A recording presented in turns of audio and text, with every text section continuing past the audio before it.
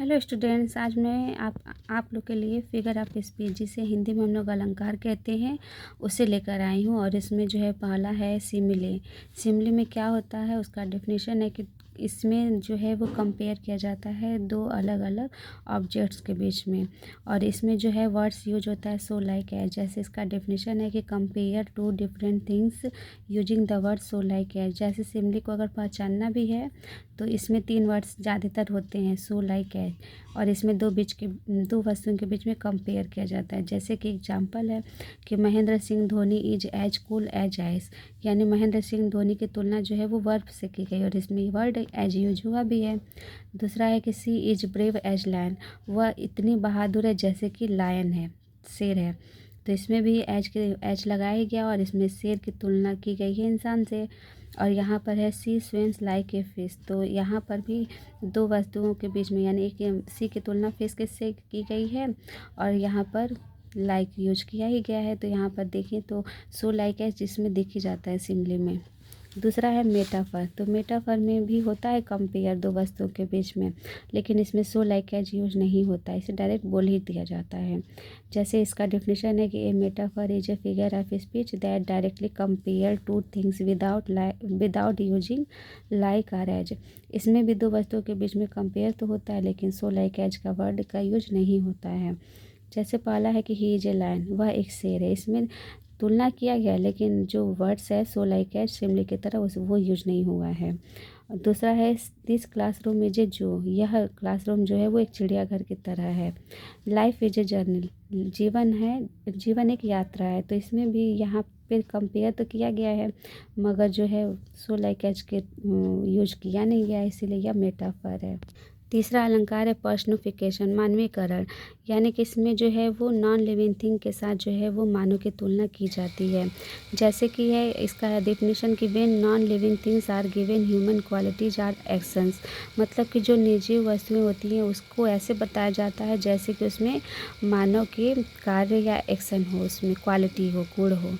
तो जैसे एग्जांपल है कि दिल्ली नेवर स्लीप, दिल्ली जो है वो कभी नहीं सोता है। तो इसमें दिल्ली की तुलना जो है वो सोने से की गई, यानी कि इसमें जो है वो मानव के समान इसकी तुलना की गई है, तो इसीलिए इसमें पर्सनिफिकेशन है। दूसरा है कि the car dance on the bumpy road, और इसमें भी देखें तो यहाँ पे तुलना ही किया गया है मानव के साथ कार की। फिर यहाँ my car is a real beauty, तो इसमें कार को जो है वो रियल ब्यूटी बोला गया है, तो यहाँ भी है पर्सनिफिकेशन। अगला जो है वो हाइपरबोला है। हाइपरबोला यानी कि बढ़ा चढ़ा के बोलना, अति बहुत ज़्यादा बोला जाता है उसको बढ़ा चढ़ा के। तो इसका डेफिनेशन है कि it is the art of telling the ideas that is mean to be explain by making it larger और स्मॉलर। किसी चीज़ को इतना बढ़ा चढ़ा के बोलना कि मतलब उसे it is art of the telling the ideas, और इससे मतलब बढ़ा चढ़ा के बोला ही जाता है, इसीलिए इसे हाइपरबोला कहते हैं, बढ़ा चढ़ा के बोलना। एग्जाम्पल है कि the wave of the sea did not go as far as my heart. तो इसमें देखिए कि वेव जो समुद्र की जो तरंगे होती हैं वो इतनी दूर नहीं जा सकती है जितना कि मेरा हृदय जा सकता है। तो इसमें भी देखें तो कुछ ज़्यादा ही बढ़ा चढ़ा के बोला है। फिर दूसरा है कि I could eat a horse, मैं एक घोड़े को खा सकता हूँ। तो ये भी क्या है, एक बढ़ा चढ़ा के बातें कहा गया है, तो इसीलिए इसमें हाइपर बोला है। अगला देखें तो अलिट्रेशन, अनुप्रास होता है।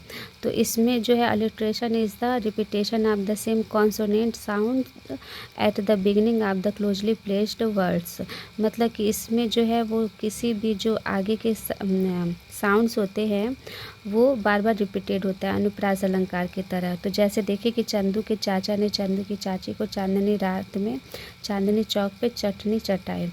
तो इसमें सी वर्ड से बार बार रिपीटेड हो रहा है, तो वही है repetition of the same consonant sound at the beginning, जो शुरू में है। तो इसमें अलिट्रेशन अलंकार है। फिर है एसोनेंस। इसका है डेफिनेशन कि a figure of speech where the same vowel sounds are repeated in nearby words creating rhythmic effects. तो जैसे कि यहाँ मतलब जो यहाँ पे साउंड्स है, जैसे सिम्स है, फिर बीम है, फिर ड्रीम है, तो इसमें सेम साउंड के हैं, इसी को ही हम लोग एसोनेंस कहते हैं, एसोनेंस। एग्जाम्पल है he seems to beam with dreams. अगला है हाइपरबोला। हाइपरबोला यानी बढ़ा चढ़ा के बोलना। तो हाइपर इसका जो है वो पहले भी बताया गया है, और इसमें किसी भी बात को बढ़ा चढ़ा के बोला जाता है। जैसे यहाँ बोला गया कि आई एम सो टायर्ड, मैं इतना थक गया हूँ कि आई कुड स्लीप, कि मैं सो सकता हूँ, फॉर 1000 ईयर, हजारों साल। तो इसमें बढ़ा चढ़ा के बोला गया है। अगला है पैराडॉक्स। पैराडॉक्स का डेफिनेशन है कि a paradox is like a mystery, एक रहस्य की तरह होता है, where opposite words work together, जहाँ पर अपोजिट वर्ड्स जो है वो एक साथ कार्य करते हैं।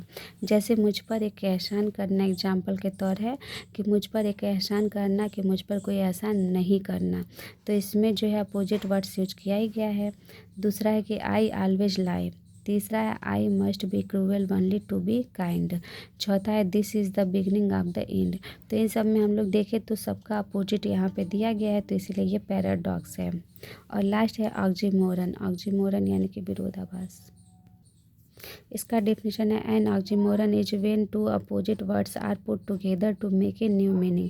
तो इसमें अपोजिट वर्ड्स को ऐसे रखा जाता है कि ये कोई दूसरा ही मीनिंग देते हैं। जैसे एग्जांपल है बिटर स्वीट, मीठा कड़वा।